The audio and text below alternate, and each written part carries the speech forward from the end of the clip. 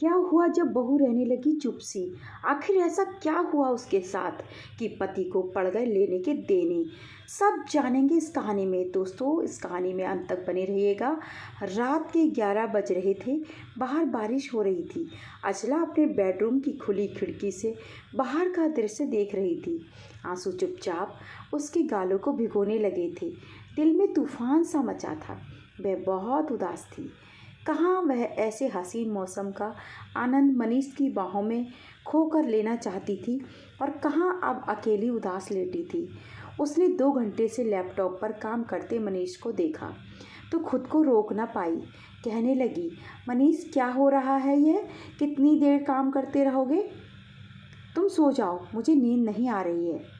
अचला का मन हुआ कि कहे, नींद नहीं आ रही है तो यह समय पत्नी के साथ भी तो बिता सकते हो, लेकिन वह कह नहीं पाई। यह एक दिन की तो बात थी नहीं, रोज का काम था। महीने में 10 दिन मनीष टूर पर रहता था। बाकी समय ऑफिस या घर पर लैपटॉप अथवा अपने फ़ोन में व्यस्त रहता था। अचला को अपना गला सूखता सा लगा तो पानी लेने किचन की तरफ चली गई। सास ससुर प्रकाश और राधा के कमरे की लाइट बंद थी। बच्चों के रूम में जाकर देखा तो तन्मय और तन्वी भी सो चुकी थे। घर में बिल्कुल सन्नाटा था। वह बेचैन सी पानी पीकर अपने बेड पर आकर लेट गई। सोचने लगी कि प्यार का खुमार कुछ सालों बाद इतना उतर जाता है। रोमांस का सपना दम क्यों तोड़ देता है। रोज रोज की घिसी पिटी दिनचर्या के बोझ तले कब प्यार कुचल जाता है, पता भी नहीं चलता। प्यार रहता तो है, पर उस पर न जाने कैसे कोहरे की चादर पड़ जाती है कि पुराने दिन सपने से लगते हैं। लोगों के सामने जब मनीष जोश से कहता कि मुझे तो घर की, माँ पिताजी की, बच्चों की पढ़ाई की कोई चिंता नहीं रहती, अचला सब मैनेज कर लेती है, तो अचला को कुछ चुभता। सोचती, बस मनीष को अपनी पत्नी के प्रति अपना कोई फ़र्ज महसूस नहीं होता। आज वे बहुत अकेलापन महसूस कर रही थी। उससे रहा नहीं गया तो उठ बैठी।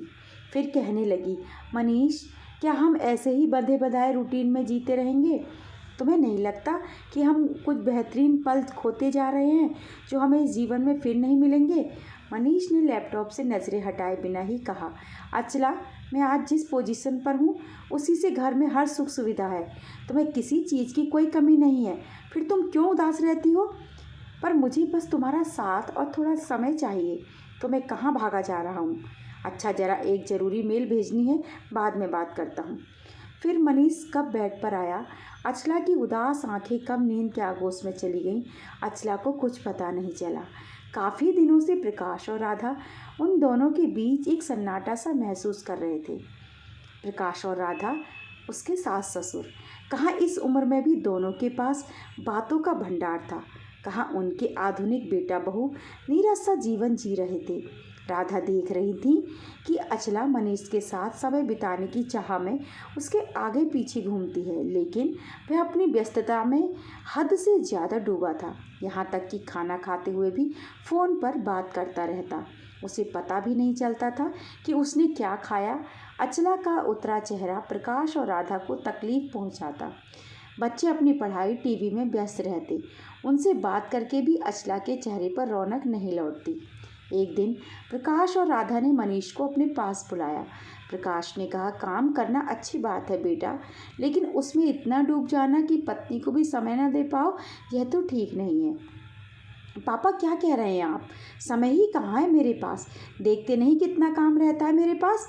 पढ़े लिखे होने के बाद भी अचला ने घर गृहस्थी को ही प्राथमिकता दी बेटा। कहीं नौकरी करने की नहीं सोची। दिन रात सबका ध्यान रखती है। कम से कम उसका ध्यान रखना तुम्हारा फर्ज है। माँ राधा बोली, माँ, उसने आपसे कुछ कहा है? मुझे नहीं लगता कि वह मेरी जिम्मेदारियाँ समझती है। उसने कभी कुछ नहीं कहा बेटा, लेकिन हमें तो दिखता है उसकी उदासी। मनीष, संसार में सबसे लंबी दूरी होती है सिर्फ 14 इंच की, दिमाग से दिल तक। इसे तय करने में काफ़ी उम्र निकल जाती है बेटा। कभी कभी यह दूरी इंसान का बहुत कुछ छीन लेती है और उसे पता भी नहीं चल पाता। राधा ने गंभीर स्वर में कहा। तो मनीष बिना कुछ कहे टाइम देखता हुआ जाने के लिए खड़ा हो गया। प्रकाश ने कहा, मुझे इस बात पर किसी बात का असर होता नहीं दिख रहा है। राधा ने कहा, आज अचला से भी बात करूंगी, अभी उसे बुलाती हूँ। उनकी आवाज़ सुनकर अचला आई तो राधा ने स्नेह भरे स्वर में कहा, बेटा देख रही हूँ आजकल को चुप सी रहती हो। भावुक होने से काम नहीं चलता बेटा। मैं तुम्हारी उदासी का कारण समझ सकती हूँ। प्रकाश ने भी बातचीत में हिस्सा लेते हुए कहा, स्थान काल पात्र के अनुसार इंसान को खुद को उसमें ढाल लेना चाहिए बेटा। तुम भी कोशिश करो, सुखी रहोगी। अचला ने मुस्कुराकर हाँ में सिर हिला दिया। सास ससुर से बहुत प्यार करते हैं, यह वह जानती थी। अचला अकेली बैठी सोचने लगी, माँ पिताजी ठीक ही तो कह रहे हैं। मैं ही क्यों हर समय रोनी सूरत लिए मनीष के साथ समय बिताने के लिए उनके आगे पीछे घूमती रहूं। रोज़ रोज़ पास पड़ोस में निंदा पुराण सुनने में मन भी नहीं लगता। लाइब्रेरी की सदस्यता ले लेती हूँ, कुछ अच्छी पत्रिकाएं पढ़ा करूँगी। कंप्यूटर सीखा तो है, पर उससे ज़्यादा अपनों के साथ बात करना अच्छा लगता है। कहाँ दिल लगाऊं, पता नहीं क्यों आज एक नाम अचानक उसके जेहन में कौंध गया, विकास। कहाँ होगा, कैसा होगा। वह उस अध्याय को शादी से पहले समाप्त समझ साजन के घर आ गई थी, लेकिन आज उसी बंद अध्याय के पन्ने फिर से खुलने के लिए उसके सामने फड़फड़ाने लगे। विकास उम्र का वह जादू था जिसे कोई चाह कर भी वश में नहीं कर सकता।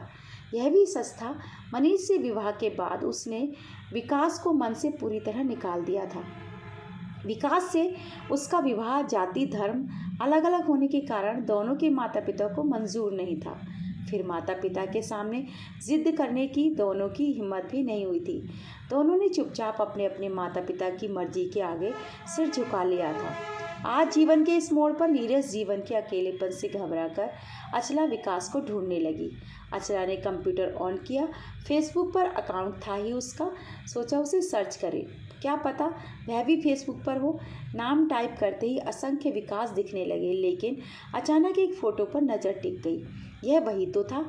फिर उसने उसका प्रोफाइल चेक किया, शहर, कॉलेज, जन्मतिथि सब वही। उसने फ़ौरन मैसेज बॉक्स में मैसेज छोड़ा, अचला याद है। 3 दिन बाद मैसेज आया, हाँ कभी भूला ही नहीं। मैसेज आते ही अचला ने अपना मोबाइल नंबर भेज दिया। कुछ देर बाद ही वह ऑनलाइन देखा और कुछ पलों में ही दोनों भूल गए कि उनका जीवन 15 साल आगे बढ़ चुका है। अचला भी माँ थी, अब तो विकास भी पिता था। अचला मुंबई में थी तो विकास इस समय लखनऊ में था। अब दोनों अक्सर चैट करते, कितने नए पुराने किस्से शुरू हो गए थे। बातें थीं कि खत्म ही नहीं होती थी। पुरानी यादों का अंतहीन सिलसिला। प्रकाश और राधा चूँकि घर पर ही रहते थे, इसलिए बहू में आया यह परिवर्तन उन्होंने साफ साफ नोट किया। अचला के बुझे चेहरे पर रौनक रहने लगी थी। हंसती मुस्कुराती घर के काम जल्दी जल्दी निपटा कर वह अपने बेडरूम में रखे कंप्यूटर पर बैठ जाती।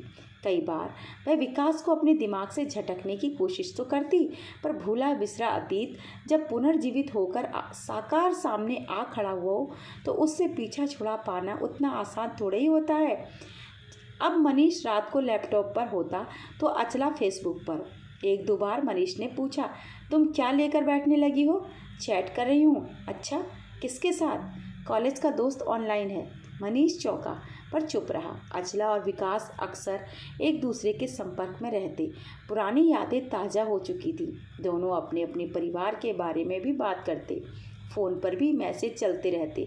एक दिन मनीष ने सुबह नाश्ते के समय अचला के फ़ोन पर मैसेज आने की आवाज़ सुनी तो पूछा, सुबह सुबह किसका मैसेज आया है? अचला ने कहा, फ्रेंड का। कौन सी फ्रेंड? आपको मेरी फ्रेंड्स में रुचि लेने का टाइम कब से मिलने लगा? अचला मैसेज चेक कर रही थी। पढ़कर अचला के चेहरे पर मुस्कान फैल गई। विकास ने लिखा था, याद है एक दिन मेरी मेज पर बैठे बैठे मेरी कॉपी में तुमने छोटे से एक पौधे का एक स्केच बनाया था। आकर देखो उस पौधे पर फूल आया है। अचला की भेद भरी मीठी मुस्कान सबने नोट की। मनीष के चेहरे का रंग उड़ गया। वह चुप रहा। प्रकाश और राधा भी कुछ नहीं बोले। तन्मय ने कहा, मम्मी आजकल आप बहुत बिजी दिखती हैं फ़ोन पर। आपने हमारी तरह खूब फ्रेंड्स बना ली हैं ना? तन्वी ने भी कहा, अच्छा है मम्मी, कभी कंप्यूटर पर कभी फ़ोन पर आपका अच्छा टाइम पास होता है ना? आप क्या करती बेटा? कहीं तो बिजी रहना ही चाहिए, वरना बेकार तुम लोगों को डिस्टर्ब करती रहती थी। मनीष ने उसके व्यंग को साफ साफ महसूस किया। प्रकाश और राधा ने अकेले में स्थिति की गंभीरता पर बात की। प्रकाश ने कहा, राधा मुझे लग रहा है हमारी बहू किसी से। बात बीच में ही काट दी राधा ने। मुझे अपनी बहू पर पूरा भरोसा है। मनीष को हम समझा समझा कर थक गए कि कि अचला और परिवार के लिए समय निकाले, पर उसके कान पर तो जूं तक नहीं रेंगती। पत्नी के प्रति उसकी यह लापरवाही मुझे सहन नहीं होती। अब अचला अपने किसी दोस्त से बात करती है तो करने दो। मनीष का चेहरा देखा मैंने आज। बहुत जल्दी उसे अपनी गलती समझ में आने वाली है। ठीक कहती हो राधा। मनीष बस काम को ही प्राथमिकता देने में लगा रहता है। मानता हूँ वह भी जरूरी है, पर उसके साथ साथ उसे अपने पति होने के दायित्व भी याद रखने चाहिए। अगले कुछ दिन मनीष ने साफ साफ नोट किया कि अब अचला ने उसे कुछ कहना छोड़ दिया। चुपचाप उसके काम करती है, वह कुछ पूछता है तो जवाब दे देती, वरना अपनी ही धुन में मगन रहती है। वह उसके ऑफिस जाने के बाद कंप्यूटर पर ही बैठी रहती है। वह घर के सदस्यों से जान ही चुका था। उसके सामने वह अपने फ़ोन में व्यस्त रहती। अचला का फ़ोन चेक करने की उसकी बहुत इच्छा होती, लेकिन उसकी हिम्मत न होती, क्योंकि घर में कोई किसी का फ़ोन नहीं छूता था। यह घर वालों का एक नियम था। एक दिन रात के 9 बज रहे थे। अचला विकास से चैटिंग करने की सोच ही रही थी कि अपना ज़रूरी काम जल्दी से निपटा करके अचला का ध्यान कंप्यूटर और फ़ोन से हटाने के लिए मनीष ने अपना लैपटॉप जल्दी से बंद कर दिया। अचला ने चौंक कर पूछा, क्या हुआ? मूड नहीं हो रहा काम करने का? फिर क्या करोगे? मनीष ने उसे बाहों में कस लिया। शरारत से हंसते हुए कहा, बहुत कुछ है करने के लिए। और फिर रूठी सी अचला पर उसने प्रेम वर्षा कर दी। अचला हैरान सी उस बारिश में भीगती रही। उसमें भीग कर उसका तन मन खिल उठा। अगले कई दिनों तक मनीष ने अचला को भरपूर प्यार दिया। उसे बाहर डिनर पर ले गया। ऑफिस से कई बार उसका हालचाल पूछकर उसे छेड़ता, जिसे याद कर अचला अकेले में भी हंस देती। पति पत्नी की छेड़छाड़ क्या होती है, यह बात तो अचला भूल ही गई थी। उसने जैसे मनीष का कोई नया रूप देखा था। अब वह हैरान थी। उसे एक बार भी विकास का ख्याल नहीं आया था। फ़ोन के मैसेज पढ़ने में भी उसकी कोई रुचि नहीं होती थी। मनीष को अपनी गलती समझ आ गई थी और उसने उसे सुधार भी लिया था। उसने अचला से प्यार भरे शब्दों में कहा भी था, मैं तुम्हारा कसूरवार हूँ अचला, मैंने तुम्हारे साथ ज्यादती की है, तुम्हारा दिल दुखाने का अपराधी हूँ मैं। बदले में अचला उसके सीने से लग गई थी। उसकी सारी शिकायतें दूर हो चुकी थी। उसे भी लग रहा था विकास से संपर्क रखकर वह भी एक अपराध बोध में जी रही थी। 14 इंच की दूरी को मनीष ने अपने प्यार और समझदारी से खत्म कर दिया था। अब अचला को कहीं भटकने की जरूरत नहीं थी। एक दिन अचला ने अचानक अपने फ़ोन से विकास का नंबर डिलीट कर दिया और फेसबुक से भी उसे अनफ्रेंड कर दिया। दोस्तों, ये थी आज की कहानी। क्या आपके आसपास भी ऐसा हो रहा है?